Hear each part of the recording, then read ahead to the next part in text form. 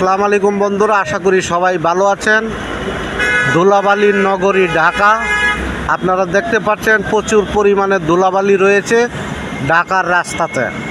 এই ধুলাবালির কারণে বিভিন্ন রোগে ছড়ায়, যেমন হাঁচি, কাশি, অ্যাজমা, হাঁপানি।